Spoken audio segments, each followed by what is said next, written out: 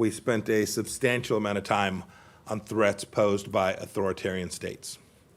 The Chinese Communist Party poses a substantial threat to our health and way of life, as the Wuhan virus outbreak clearly has demonstrated. The CCP also threatens to undermine the free and open order that has underpinned our mutual prosperity and safety in the G7 countries. I urged every one of the countries to work together to protect the UN and other organizations from its malign influence and authoritarianism. We G7 countries must promote our shared values of freedom, sovereignty, good governance, transparency, and accountability, and push the UN to uphold these principles as well. We've wanted to work with the Chinese Communist Party throughout this crisis that began in Wuhan, China.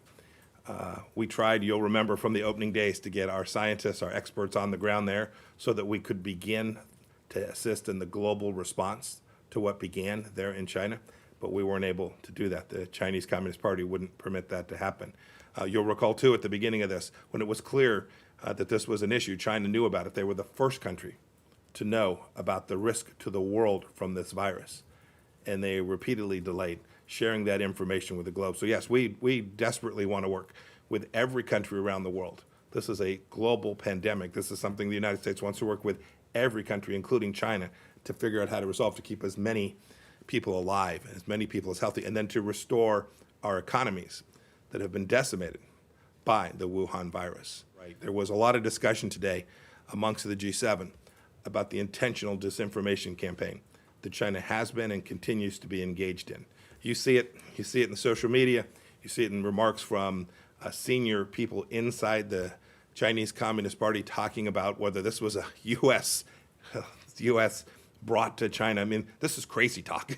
And every member of the G7 today saw that this is disinformation campaign. China now making small sales of product around the world and claiming that they are now the white hat in what has taken place here. This isn't a time for blame. This is a time to solve this global problem. We're focused on that today. It's where the G7 members spent all of their time. But every one of the nations that was at that meeting this morning was deeply aware of the disinformation campaign that the Chinese Communist Party is engaged in to try and deflect from what has really taken place here. Today is not the day for recriminations and accountability. We need to make clear that the information that is available to everyone in the world is available, that it means full transparency by everyone, including by the Chinese Communist Party. This is a continuing challenge. We still need good information from the Chinese Communist Party about what has taken place there and the level of the virus that continues inside of that country. We need accurate, transparent information, just like we're demanding from every country around the world. But there'll be a right time after we've managed to address this crisis, after we've managed to get these economies back on their feet. There'll be a time for the world to evaluate responsibility for what took place.